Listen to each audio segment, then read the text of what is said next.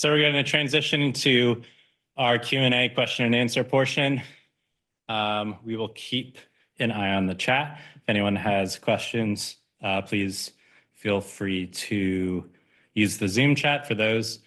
And folks in the room, feel free to either raise your hand or just unmute. And that way everyone on Zoom can hear you too.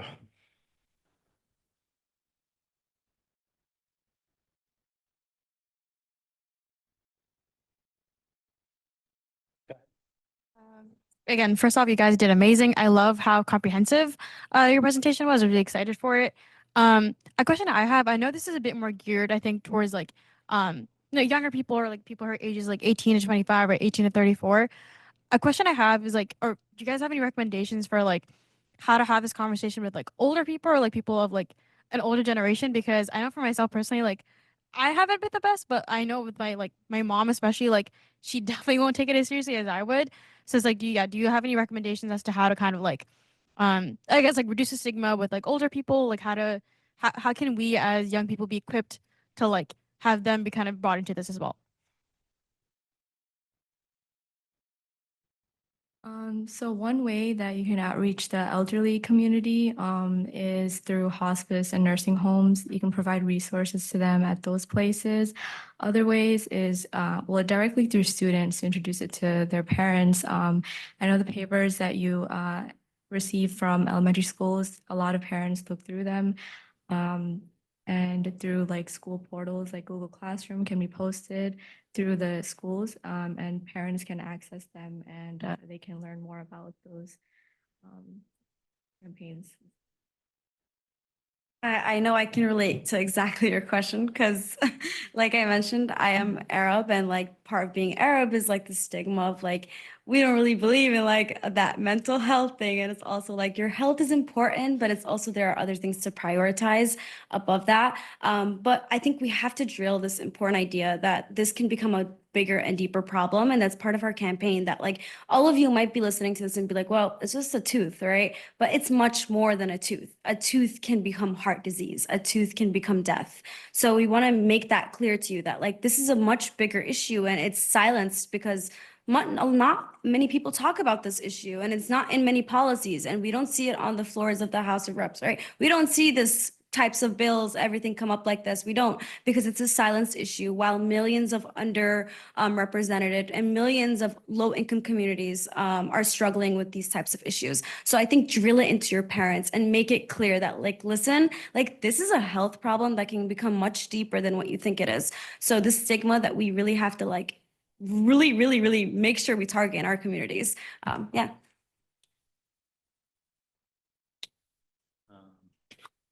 Just uplifting from the chat, Elizabeth Kennedy said, incredibly moving presentation with the storytelling. Thank you for the many specific ways this impacts overall health and well-being, and more about those groups that are most impacted by this short and long term. Looking forward to connecting more about this. Kirsten Keefe said, with the Institute for College Access, TICAS, thank you so much to all the groups and presenters for really wonderful presentations. I've learned so much today. Your perspectives are so invaluable. One note I will add to the healthcare presentation, and being wary of the practices of some dentists, is to also be aware of the financing scams peddled through some dentists to pay for dental care with predatory credit cards and other forms of credit. Very true. Any thoughts or reactions? Very true. Yeah, very true. Anyone else? Yeah, go ahead. I thought your presentation was really cool. I liked the game. That was really cool. I liked how it said like, oh, you can't go back on like dental care, like after it got like decayed. And I was like, oh yeah, that's true. You can't really go back. So, and also like your link tree, that was so good. Like you had so many like different resources and campaigns. Like you guys put so much thought into that. That was awesome. Like, um, I guess like also like yeah, like dentist like dental health is like really like a silent type of thing because like yeah, like for years, I think like 4 years I didn't have a dentist at all because it was like they used to take our insurance and then suddenly they stopped. And I was like, what? Like they sometimes they don't really like they don't tell you that they're gonna stop taking your insurance. So that I think that's like one of the big like policy things that are like really important. So like yeah, you guys had like such like a good presentation that like brought awareness on like a subject that's usually not talked about. So that's good.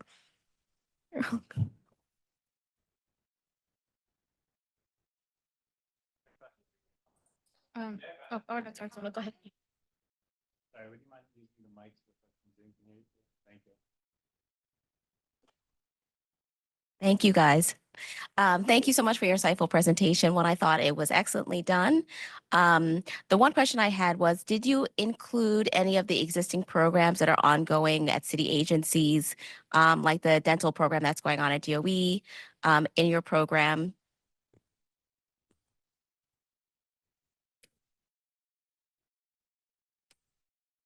I mean, what we did is on the link tree, a lot of the programs that are currently ongoing are probably on there. And a list of organizations that are working on there are on there, but I have not heard of that, so I will check it out. Thank you for bringing it to us.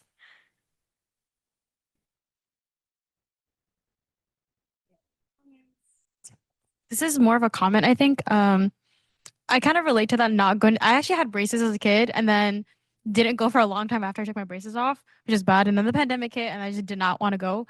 But I didn't go, I guess, to the dentist again until last year. And it was a dental student and not necessarily like a dentist. And like part of the reason why I did that is because it was for free. Like a dental student is providing that service for free. And so like I wonder, like, have you guys like has that come up or anything? Like the fact that like people in the community can rely on like dental students to like give you care, which obviously isn't the best, I guess, like channel, but it is helpful for people who can't afford to like go to an actual dentist. Yeah. I think the whole goal of our campaign is that you deserve a dentist. Like, that's the whole point. It's like you can get a dental student, but let's be honest, this is basic needs. Like, you deserve a dentist. Like, there's no way you're gonna like cheat me out of getting a dentist and go to a dental student. No, we deserve dentists, and like despite of what community you are part of, despite of you being low income, despite of you being Black, despite of you being Hispanic, you deserve a dentist. And like you deserve to get those daily checkups, and you deserve to get those monthly checkups. You deserve to get whatever you need at low cost. And our whole point is that we're connecting with dentists that can do pro bono work, or hospitals that can offer checkups for free, or offer checkups for low cost. And that's the whole point, that there are dentists out there that do these things.